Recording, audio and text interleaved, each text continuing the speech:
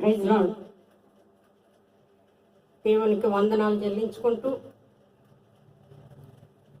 సర్వోన్నతుడు శక్తిమంతుడు కనుక ఇంతవరకు ఆయన కాపుదలను మనం భద్రపరుస్తూ ఉంటున్నాం కనుక మీ అందరికి కూడా నా వందనాలు చెల్లించుకుంటూ, ఈనాటి అంశాన్ని చూసుకున్నట్లయితే అనుదినము ప్రభువులో ఉండుట, అనుదినము ప్రభువులో నివసించుడి.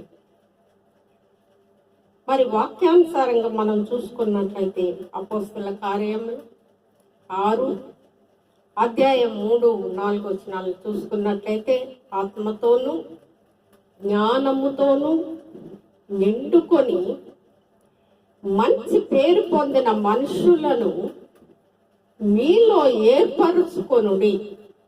ఆత్మతో జ్ఞానముతో నిండినటువంటి మనుషులను మీలో ఏర్పరచుకొని మేము ప్రార్థన యందును వాక్య పరిచర్య యందును ఎడతెగక ఉందము. వాక్యము యందును వాక్య పరిచర్య యందును ఎడతెగక ఉందము. మరి ఎంతమంది ఎలా ఉంటున్నారో మరి తెలియదు, కానీ వాక్యంలో పరిచర్యలో ఉన్నటువంటి వారు ఎప్పుడు మేల్కొని ఉండుడి.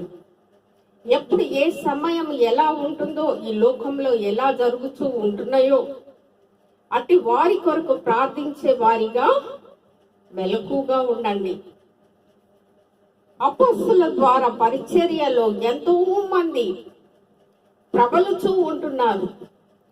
వారి యొక్క స్వస్థతలు, వారి యొక్క క్రియలను బట్టి, వారి యొక్క వాక్యమును బట్టి మరి వారి యొక్క సంఖ్య విస్తరిస్తూ ఉంది. నానాటికి వాళ్ళ యొక్క పరిచర్య అలా జరుగుతూ ఉంటున్నది కనుక అక్కడ తల ఎత్తిన వివాదం, జనాంగము ఎక్కువ ప్రబలుచూ ఉన్నప్పుడు తలెత్తుతున్నటువంటి వివాదములో పరిశుద్ధాత్మ ద్వారా, అక్కడ వివాదంగా ఉన్నప్పుడు పరిశుద్ధాత్మ ద్వారా నడిపించే వారిగా ఉండాలి.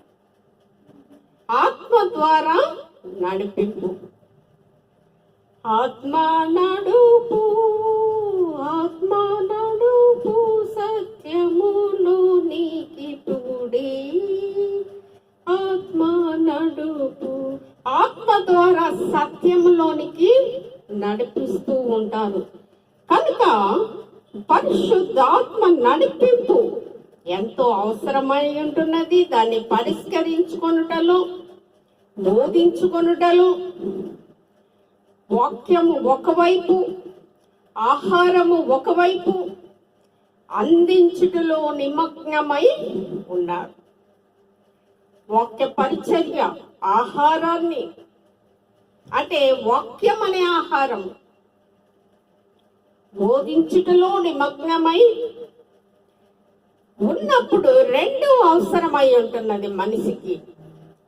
మనిషికి రెండు అవసరమే. అది లేనిదే మనిషి ఆత్మలోకి నడిపించలేరు కనుక తప్పకుండా ఇవి రెండు జరగవలసినటువంటి క్రియలు. ఈ రెండు జరగాల. సంఘాలలో ఇవన్నీ జరిపిస్తూ ఉంటున్నాము కనుకనే ఆత్మలోకి నడిపింపబడుతూ ఉంటారు. అప్పుడే వారి హృదయములో ఆలోచనలు, తలంపులు ఏ రీతిగా ఉంటున్నావో అవి మార్పు చెందేవిగా ఉంటాయి. చాలా మంది వెనుకబడిపోతూ ఉంటారు. అసలు దాన్నే వ్యతిరేకించేటోళ్ళు ఉంటారు. అంటే క్రైస్తవులు కాదు, అన్యులు. కనుక ప్రార్థన, వాక్య పరిచర్య అపోస్తుల సేవకులు మరియు బాధ్యత గల నాయకుల పని అయి ఉంటున్నది. సేవ పరిచర్య బాధ్యత గల సేవకులు పని అయి ఉంటున్నది కనుక అలాగునని సంఘములో సావాసము, విశ్వాసము, మరి అక్కరలను పట్టించుకునే వారిగా ఉండాలి. విశ్వాసము కలిగి ఉండాలి, సంఘములో సావాసము కలిగి ఉండాలి, వారి అక్కర్లను చూడాలి, వారి అక్కర్లను తీర్చాలి.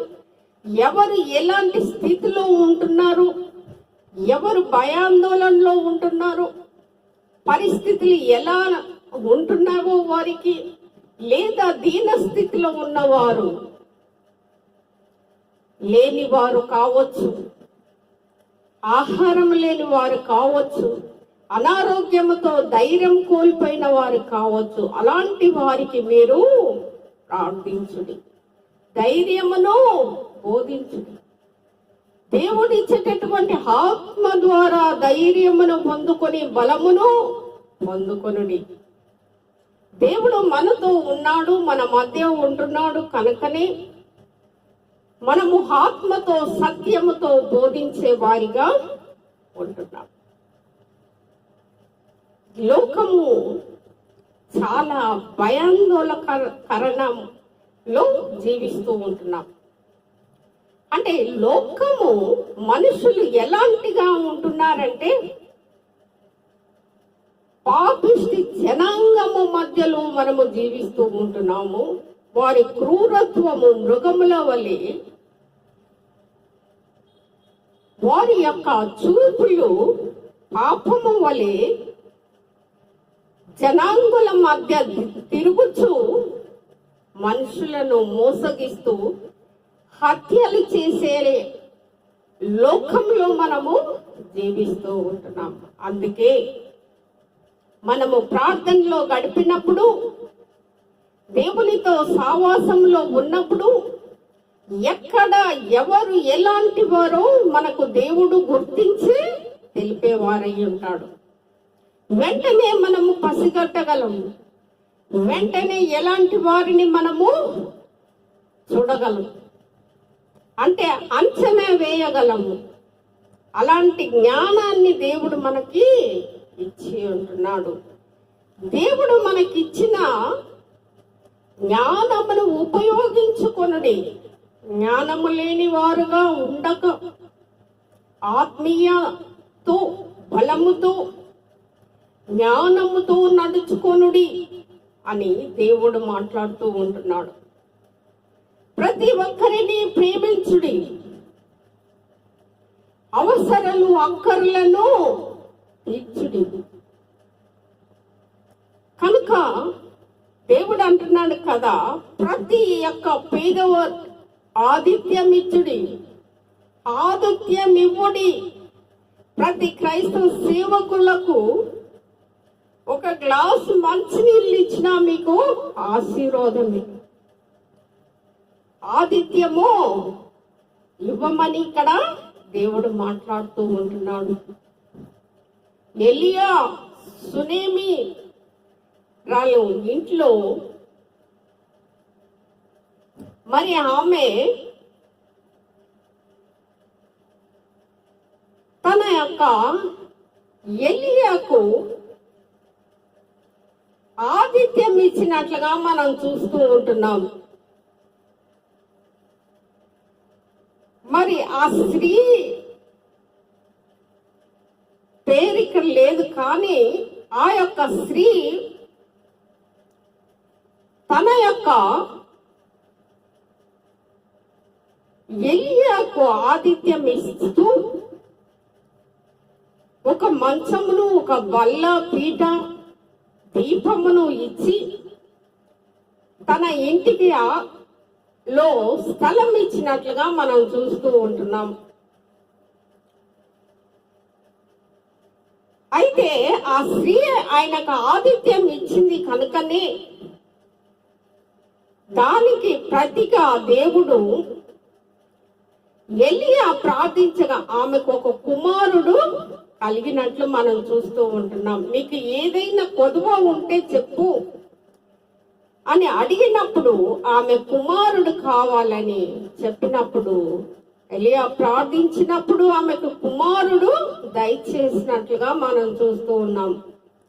అలాంటి ప్రార్థన శక్తిని మనము కలిగి ఉండాలి. ప్రార్థన బలముతో ముందుకు సాగుడి.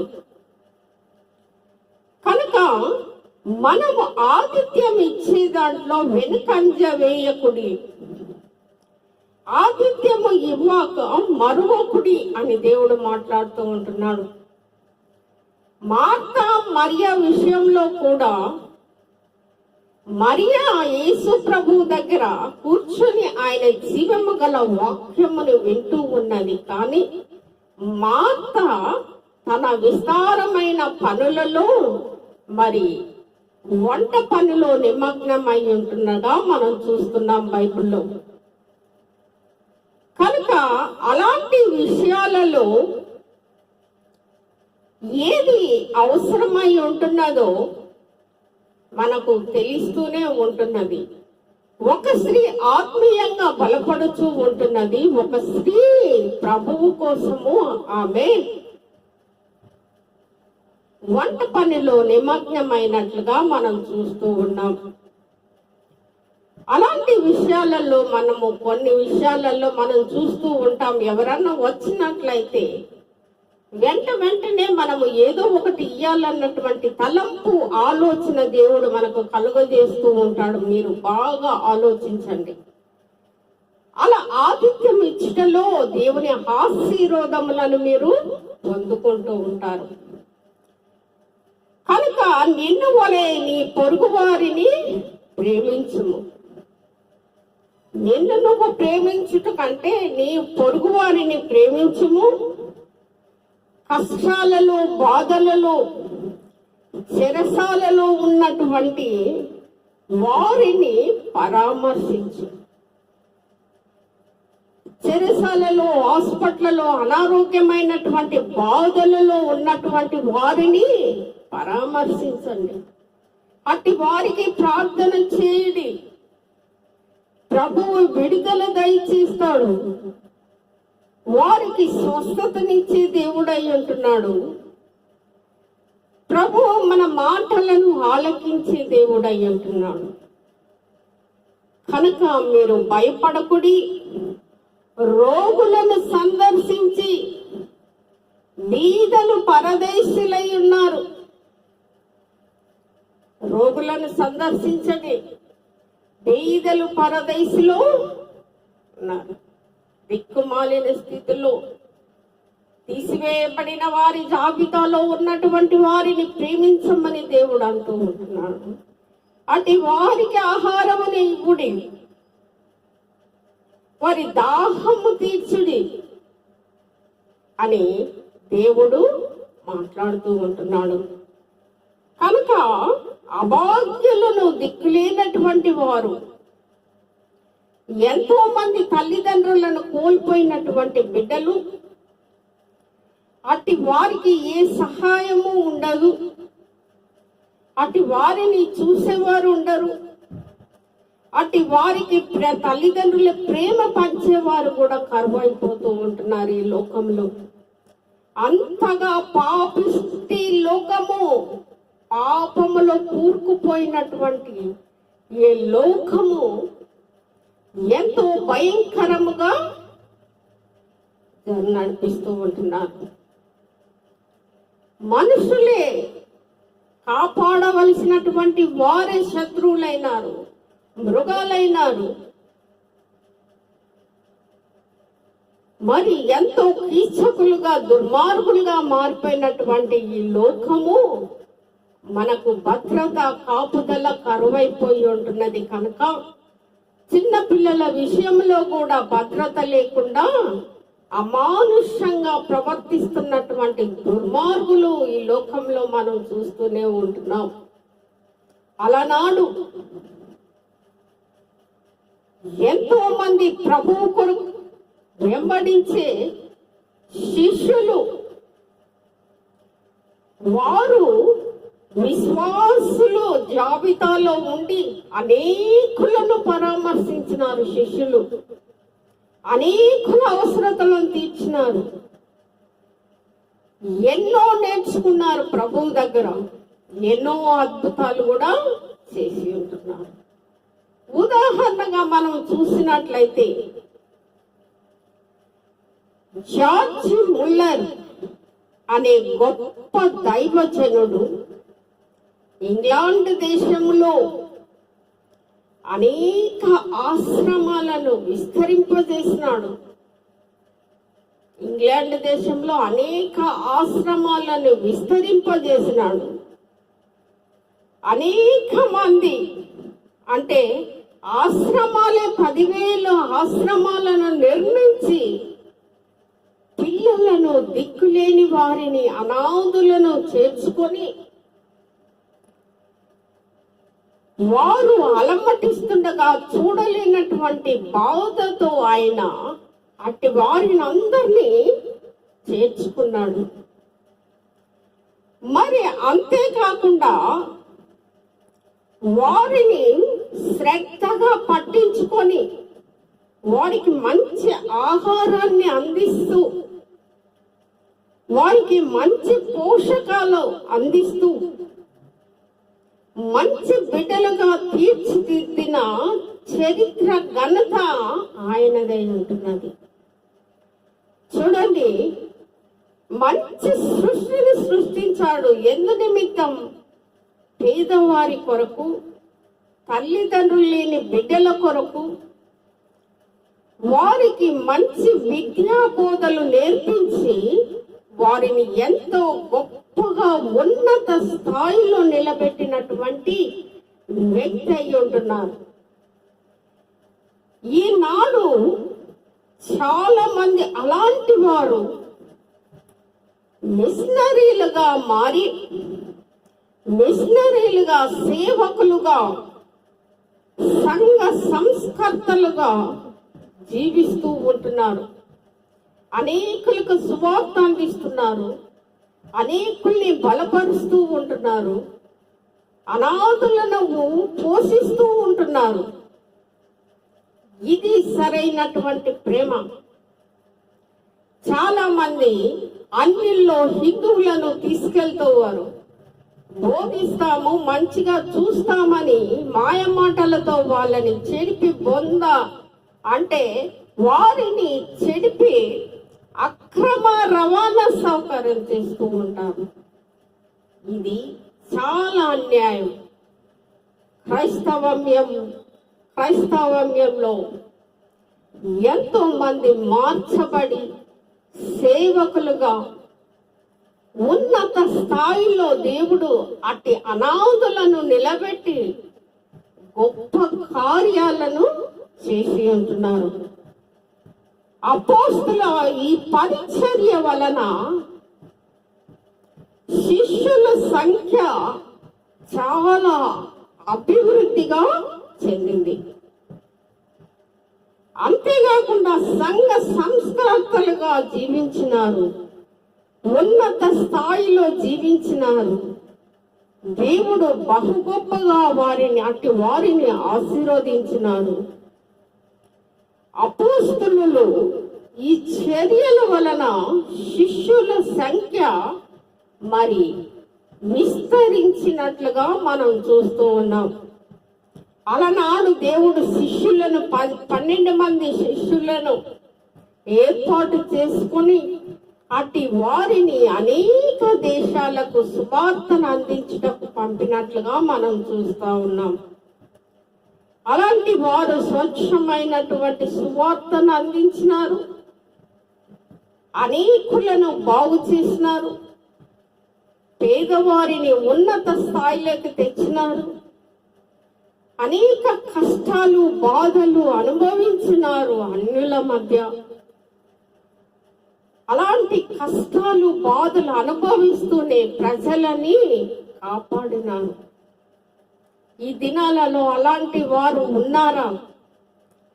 ఈ దినాలలో పసిపిల్లలనే క్రూర మృగాలుగా చేస్తున్నటువంటి ఈ దినాలలో అన్యాయస్తులు అక్రమముగా బిడ్డల పట్ల అమానుషంగా ప్రవర్తిస్తున్నటువంటి దుర్మార్గులు ఉంటూ మాదే నిజమైనటువంటి భక్తి అని చాటి చెప్పుతూ ఇతరులను హేయపరుస్తూ ఉంటారు. అదే దేవుడంటే భక్తి లేనటువంటి వారికి, ప్రజలను ప్రేమించలేనటువంటి వారికి దేవుడు తగిన గుణపాఠము చెప్పే దేవుడై ఉంటాడు. నువ్వు నమ్ముడి విశ్వాసముతో నమ్మిన ఎడల నీకు సమస్తము సాధ్యమే. నమ్మనటువంటి ప్రజలు అనేకులు ఉన్నారు. అట్టి వారు పాపము ఎప్పుడు పంచుకొని ఉంటున్నది. ఒకనాటికి పాపము పట్టిస్తూ నిన్ను ఏ రీతిగా శిక్షించాలనో ఆ రీతిగా శిక్షించే దేవుడై ఉన్నాడు. కనుక మనము ప్రార్థించే వారిగా, అనాథల పట్ల ఆతిథ్యం ఇచ్చేవారిగా, మరి వేకువజామున ప్రార్థనలో అనేకులను జ్ఞాపకం చేసుకొని ఆత్మీయంగా వారిని బలపరచుటకు, ఆత్మతో సత్యముతో మనము ఆరాధించే వారిగా ఆయన బలాన్ని పొందుకొని ముందుకు కొనసాగిపోనట్లుగా దేవుడు గొప్పగా మనల్ని ఆశీర్వదించి దీవించునుగాక. ఆమేన్. ప్రార్థించుకుందాం. సర్వశక్తి మంతుడా,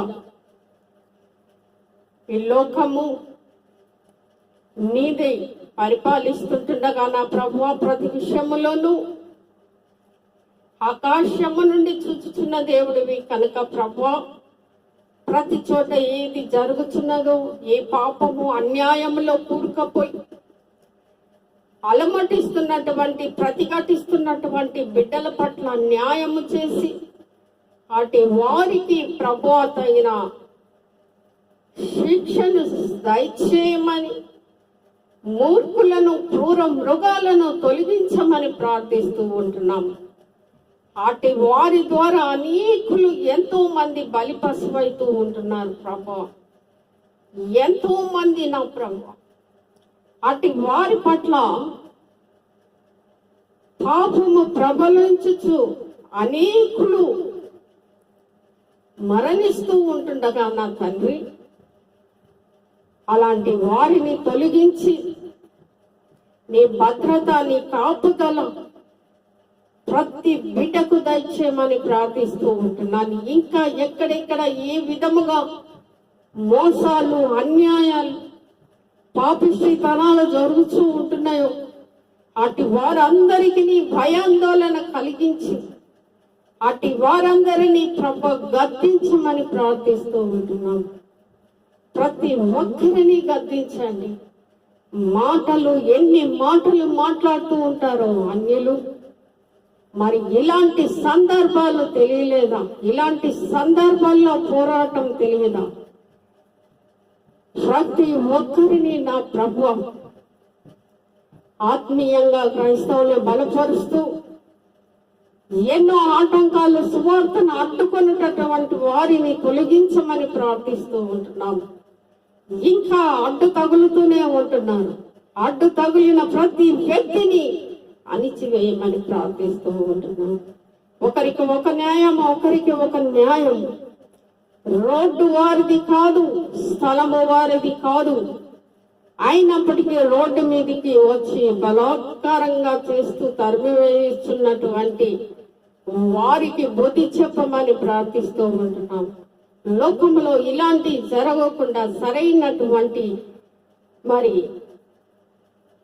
పద్ధతిని తీసుకురావాలని ప్రార్థిస్తూ ఉంటున్నాం. అనేకులు అనేక రీతిలుగా బాధలకు గురైతూ, హింసకు గురైతూ, కొట్టబడుచు, నా ప్రభు నెట్టబడుచు అనేకులు బలి పశువు అయిపోతున్నటువంటి ఈ లోకములో నువ్వు చూచుచున్న నీ కన్నుల ద్వారానే వారికి శిక్షను విధించమని, ప్రతి కుటుంబాలను జ్ఞాపకం చేసుకోమని, ప్రతి బిడ్డని జ్ఞాపకం చేసుకొని నీ కాపుదలలో భద్రపరిచి వారి ఉద్యోగ రీత్యా రాకపోకల్లో మీరు తోడుగా ఉండమని మా ప్రభు, మా రక్షకుడైన యేసుక్రీస్తు నామమున అడిగి వేడుకొనుచున్నాం తండ్రి.